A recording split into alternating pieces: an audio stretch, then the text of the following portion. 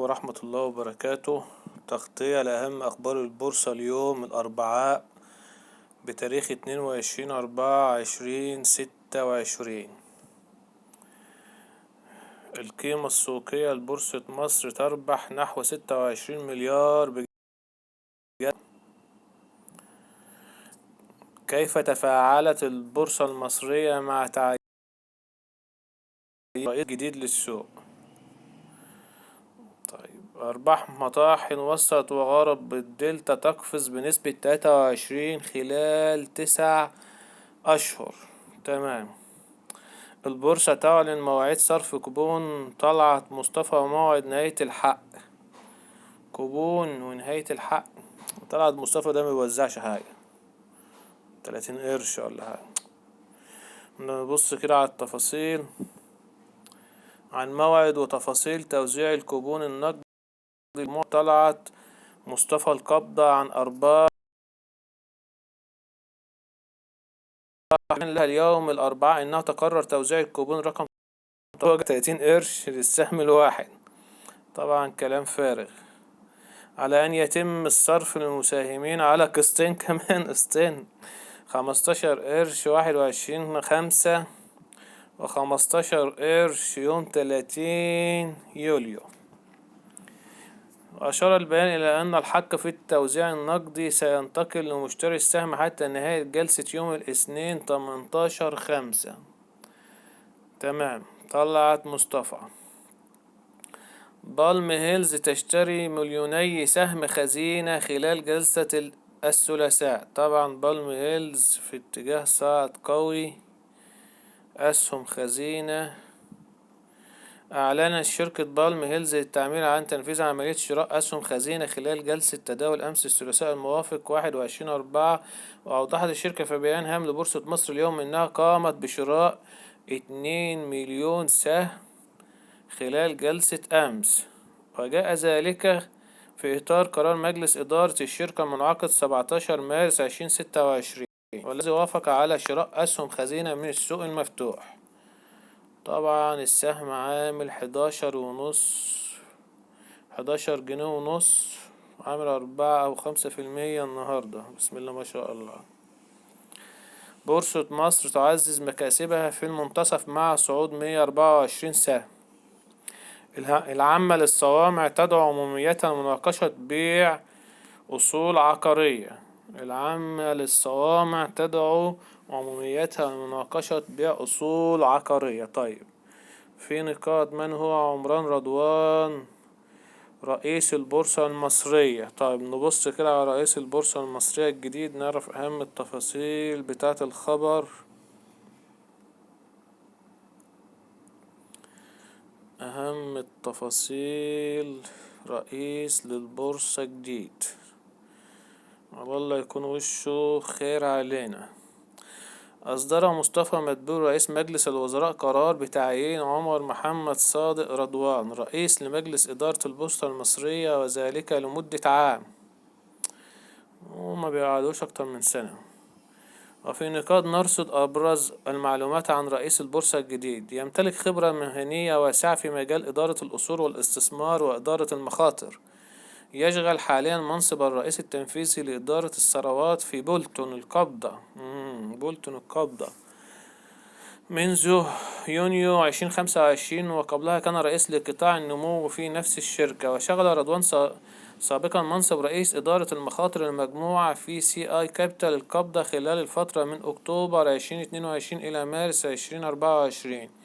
وتشمل خبرة رضوان الواسعة أيضا أدوارا رئيسية في HC للأوراق المالية والاستثمارية، أرب فاينانس للوساطة في الأوراق المالية، البنك العربي بدبي، والمجموعة المالية هيرمس القبضة. بسم الله ما شاء الله. ده كل الشركات عدى عليها.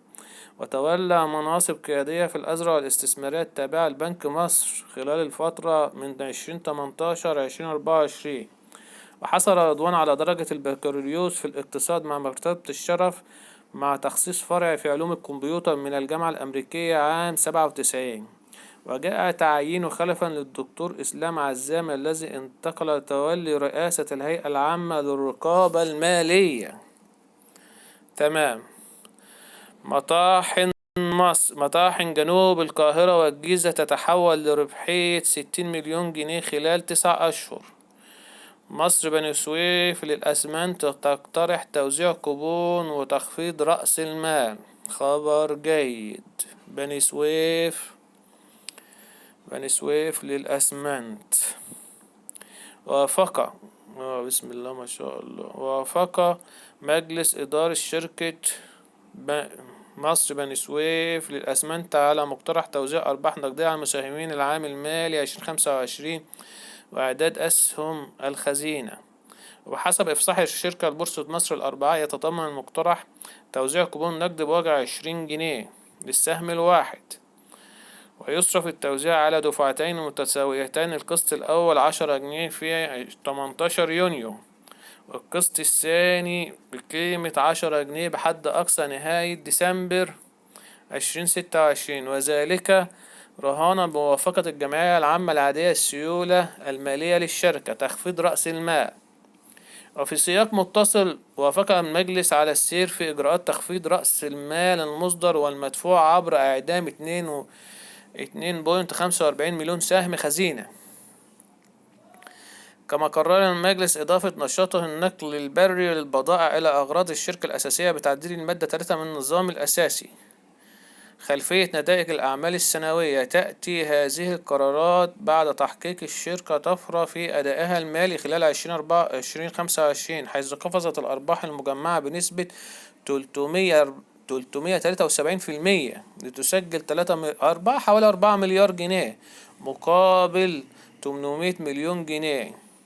كما أظهرت القوائم المالية نموا قويا في المبيعات السنوية لتصل إلى 5 مليار بوينت 7 مقارنة ب3 مليار بوينت 94 في العام السابق له. على الصعيد المستقل، حققت الشركة أرباحا بلغت حوالي 4 مليار جنيه خلال 2025. بسم الله ما شاء الله. مصر بني سويف للأسمنت. مصر بني سويف للأسمنت، طبعا ده خبر إيجابي وهيعمل زخم على السهم. النهاردة السهم عامل 5.5% زيادة، 270 جنيه سعره. هيوزعوا 20 جنيه على قسطين، والحق هيبقى يوم هما ما قالوش الحق هيبقى يوم ايه. بواقع 20 جنيه السهم الواحد، يصرف التوزيع على دفعتين. ماشي، نتابع السهم ده ان شاء الله. مصر بني سويف للأسمنت، ارتفاع مؤشر بورصة مصر والثلاثين يصعد قرابة 52,000 نقطة و200. سهم الزيوت المستخلصة أمام اختبار حاسم بالقرب من قمته التاريخية. سهم العربية للاستثمارات يبدأ التحرك الإيجابي بعد فترة من التماسك العرضي. درايف للتمويل تصدر سندات توريق بقيمة 2.2 مليار.